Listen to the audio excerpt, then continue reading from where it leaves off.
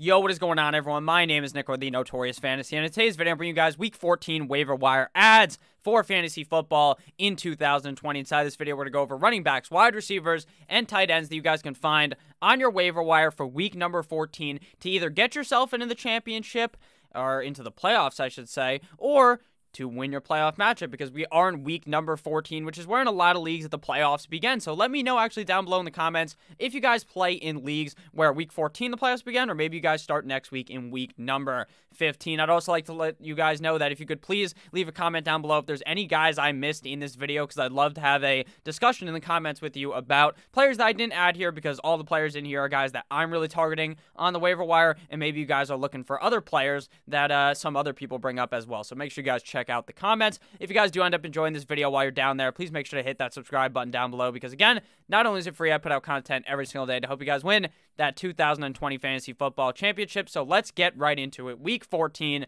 waiver wire ads. We begin with Cam Akers and the running backs of the Los Angeles Rams. Week 14 versus the New England Patriots. We're only going to be talking about Cam Akers in this, but man, oh man, it seemed like this was going to be Cordarrelle Henderson season. For some reason, they completely cucked Cam Akers out of anything.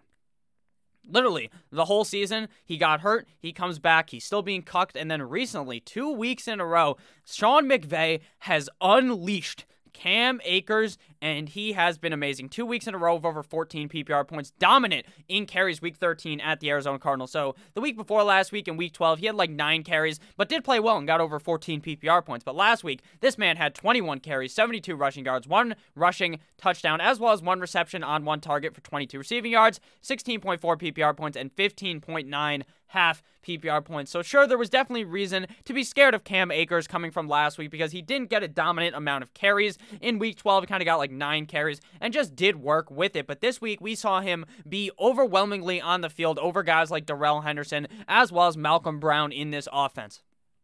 So, I am now at the point in the season where unless Sean McVay pulls a fucking switcheroo, some type of, switcheroo type of deal here, I think Cam Akers is the running back to own in Los Angeles for the Rams. I feel like Akers is going to be a locked and loaded player in your lineup as either a running back 2 or as a flex option for the season to go along. Now, week 14 is playing up against the New England Patriots, and we saw the New England Patriots put Justin Herbert in a fucking stranglehold. They put him in the 619 Rey Mysterio. He got absolutely held in a box, but Cam Akers, on the other hand, and the LA Rams, they don't have a rookie quarterback, and typically Bill Belichick just has a stranglehold on those rookie quarterbacks. In this case, Jared Goff's been in the NFL for a while. They faced off against each other in the Super Bowl, obviously. Tampa Bay Tom Brady, who was Patriot Tom Brady back in the day, ended up winning the Super Bowl over them, but I think Cam Akers here is in for another big workload up against the New England Patriots. Next running back here, we got Ty Johnson, or Ty Johnson, running back of the New York Football Jets, week 14, playing up against the Seattle Seahawks. And the Seattle Seahawks got ran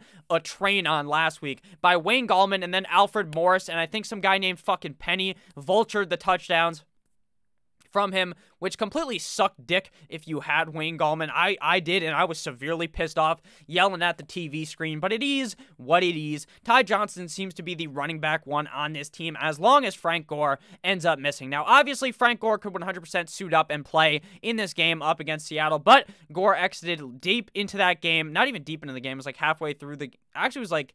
Sorry, I just fucking went on a goddamn tangent, but it was like in the first quarter he got hurt. He exited with a concussion week 13 versus the Las Vegas Raiders, and he got a whole lot of carries. 22 carries, 104 rushing yards, 1 rushing touchdown, 2 receptions on 2 targets, 13 receiving yards, 19.7 PPR points, and 18.7 half PPR points. So Ty Johnson, or T.Y. Johnson, I think his name's Ty Johnson, has nowhere to go here except for up, as long as Frank Gore ends up missing. Now, if Frank Gore ends up playing, then you can kind of throw Ty Johnson out the window. But with this old-ass man who's been playing football since the pigskin was invented, I highly doubt Frank Gore is going to play this week up against Seattle in Seattle. And I think that they can get ran on here, considering their defense isn't all that great. Sure, they're going to be pissed off that they just got bent over by the other New York team, but I still think that Ty Johnson is going to be heavily utilized in this offense. And shout out to Adam Gase for just completely throwing Greg Williams under the fucking bus.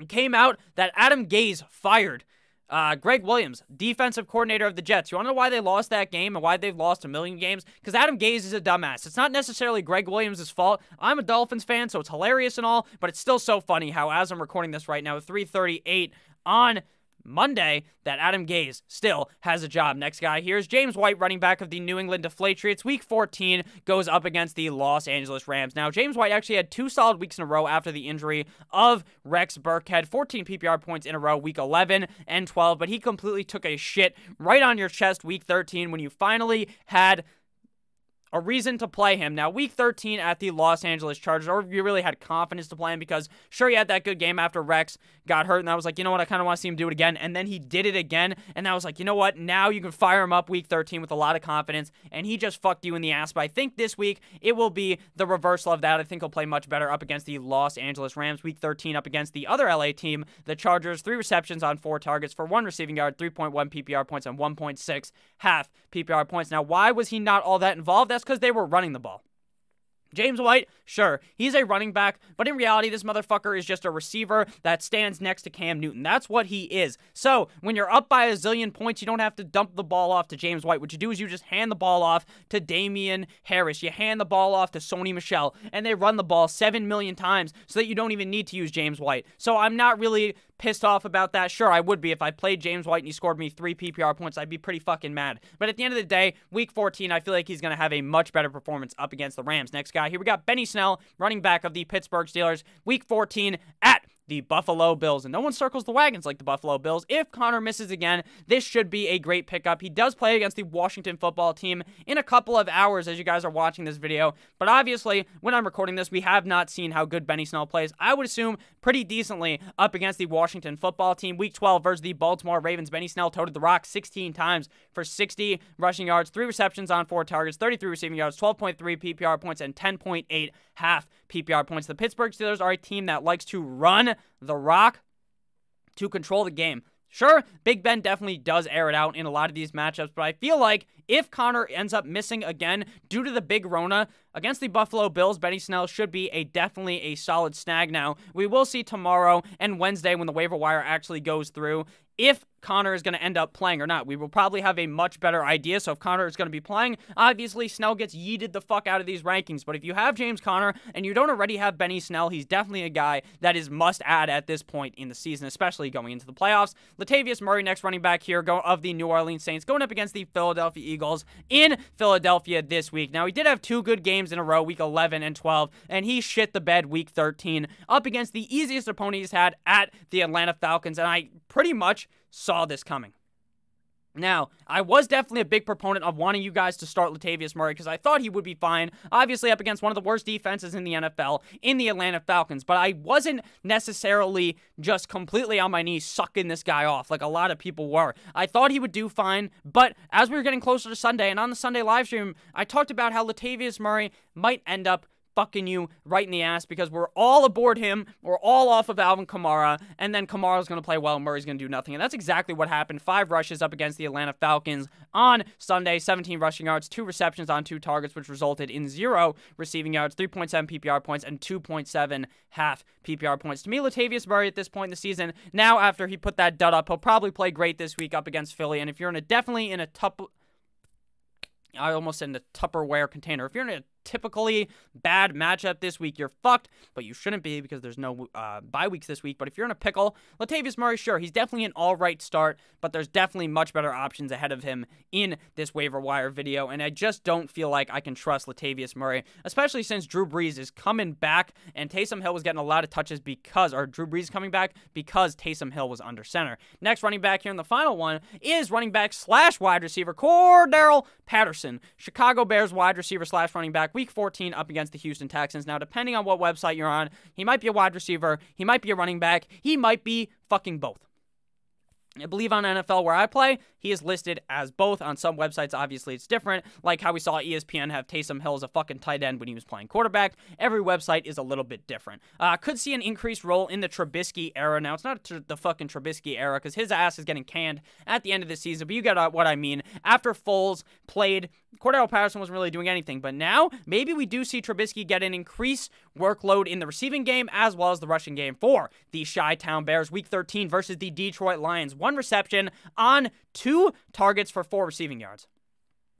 That's nothing to write home about, obviously, right? He only had 4 receiving yards, but he did have 10 carries for 59 rushing yards and 1 rushing touchdown, 13.3 PPR points, and 12.8 half PPR points. Now, I only expect people to add Cordarrelle Patterson if they're in a really deep league or if they are certifiably down bad at the running back position where they have just absolutely no one to start. In that case, sure, you can fire up Cordarrelle Patterson, but in the situation that we are in normally, in a lot of leagues, Cordarrelle Patterson is definitely just a guy that I'm going to go ahead and look over.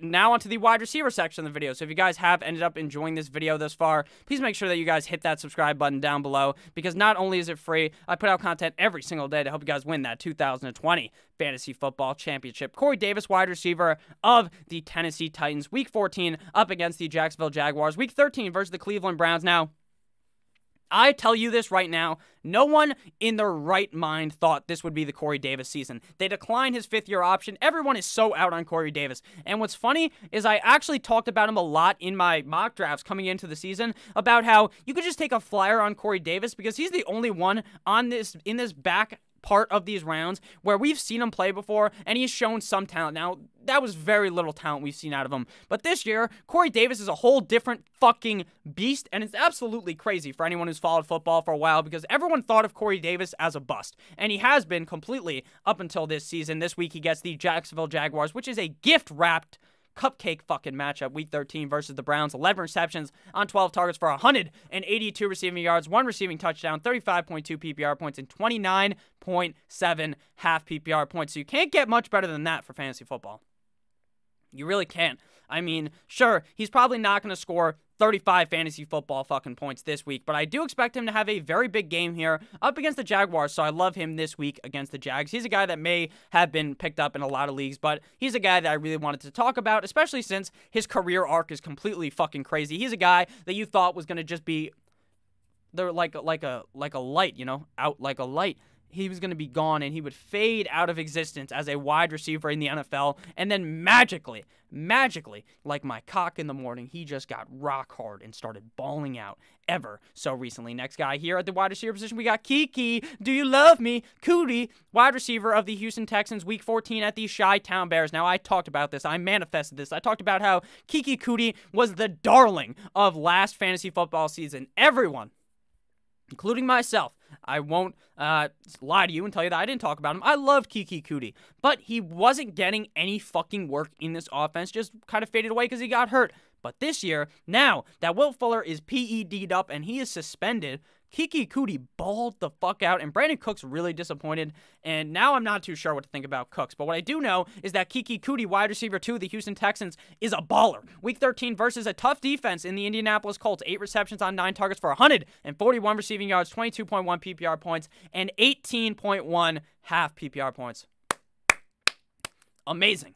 Amazing performance out of Kiki Cootie. This week, he gets the Chi-Town Bears in Chicago, which is definitely not a cupcake easy matchup, but with the amount of volume we saw him get up against the Indianapolis Colts, I like Cootie this week, Week 13. Next game here, we got Michael Pittman, wide receiver of the Indianapolis Colts, who played up against Houston next week. This week, he gets the Las Vegas Raiders in Las Vegas. Week 13 at the Houston Texans, 5 for 5. 5 receptions on 5 targets for 46 receiving yards, 9.6 PPR points, and 7.1 half PPR points. Now, we saw 2 weeks ago and the week before that very good performances out of Pittman. And then recently, we've seen Pittman shit the bed big time.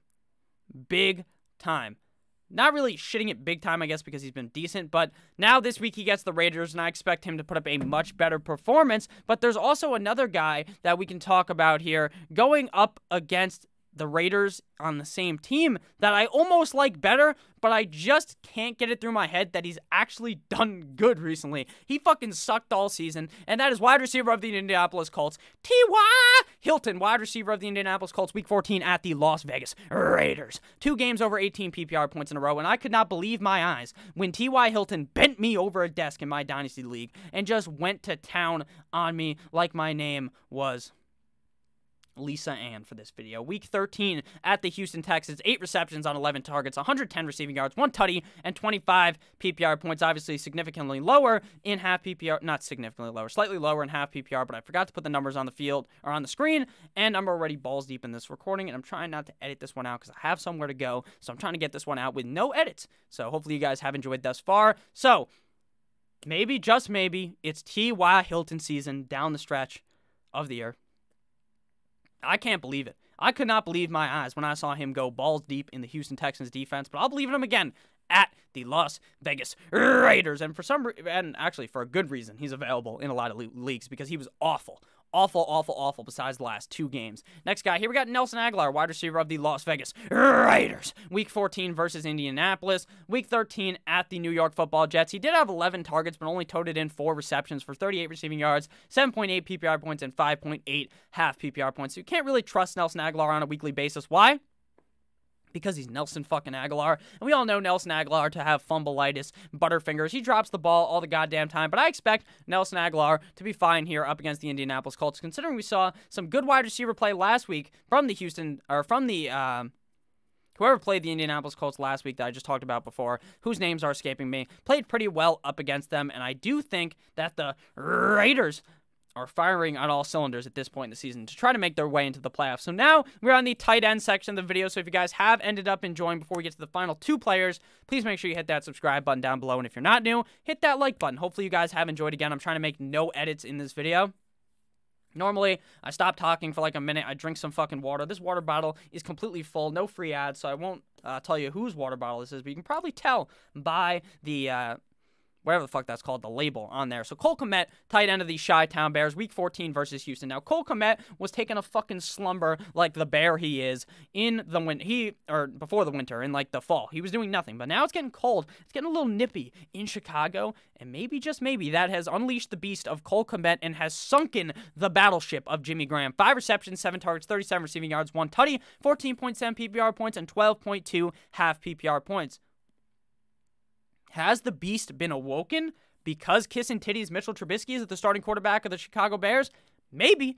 Just maybe. So I'm going to go ahead and pick up Cole Kmet because there's not that much available on the waiver wire for a tight end. I definitely think he's a high upside pick up against the bum Houston Texans defense. And final player of the video, final tight end, Jordan Reed, tight end of the San Francisco 49ers, Week 14 in a revenge game versus the Washington football team, Week 13 versus Buffalo. We won't see his stats until tonight, so maybe he plays good. Maybe Jordan Reed doesn't. Week 12 versus the Los Angeles Rams. The last time we saw him suit up, 2 receptions, 6 targets, 18 receiving yards, 3.8 PPR points, and 2.8 half PPR points. So obviously not a grandstanding performance for Jordan Reed.